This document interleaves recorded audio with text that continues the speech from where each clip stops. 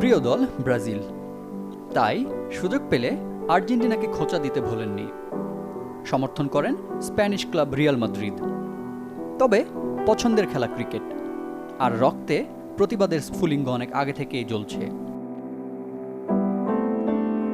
সাকিবকে নিয়ে কথা বলতে ছাড়েননি। এই হলো ক্রীড়া উপদেষ্টা আসিফ মাহমুদ সজীব ভুঁইয়ার ক্রীড়া প্রেমের এক ঝলক।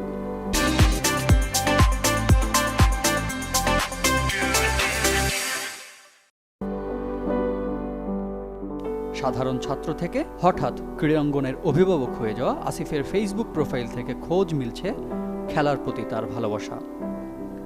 2022 বিশ্বকাপ সৌদি আরবের কাছে আর্জেন্টিনার পরাজয়ের পর তাদের টিকে থাকার প্রত্যাশা করে পোস্ট দিয়েছিলেন। তাতে অবশ্য মেশানো ছিল কিছুটা খোঁচা। আবার নিজের পছন্দের দল ব্রাজিলের কোয়ার্টার ফাইনাল থেকে বিদায় নেওয়ার পর লিখেছিলেন, প্রতিটি জয় পরাজয় অনুপ্রেরণা যোগায় দলকে, ভক্তদের। পছন্দের দল যেটাই হোক, হৃদয়ে ক্রীড়াপ্রেম। তাই আর্জেন্টিনার বিশ্বকাপ জয়ের পর আলবিসেলেস্তে সমর্থকদের অভিনন্দন জানাতে ভোলেননি। ব্রাজিলের পাশাপাশি ক্লাব ফুটবলে পছন্দের দল রিয়াল মাদ্রিদ, এখানেও তাই এল ক্লাসিকোতে বার্সেলোনার বিপক্ষে জয় নিয়ে তাদের খোঁচা দিতে ভোলেননি।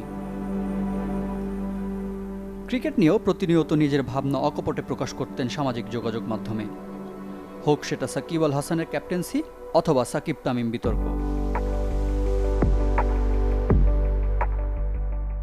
সেই আসিফ বাংলাদেশের ক্রীড়া উপদেষ্টা হিসেবে দায়িত্ব নিয়েছেন মাত্র 26 বছর বয়সে। ক্রিকেট, ফুটবল সহ সব খেলার অভিভাবক তিনি। পছন্দের দল, ক্লাব, ক্রিকেটার সব বিভেদ ভুলে দেশের ক্রীড়াঙ্গনের উন্নয়নের ভার তার কাঁধে। নতুন ক্রীড়া উপদেষ্টার কাছে প্রত্যাশা অনেক, সফল ক্রীড়াঙ্গন, সরব ক্রীড়াঙ্গন। সবার হয়ে সে কথাই বলেছেন ক্রিকেটার মোহাম্মদ সাইফুদ্দিন।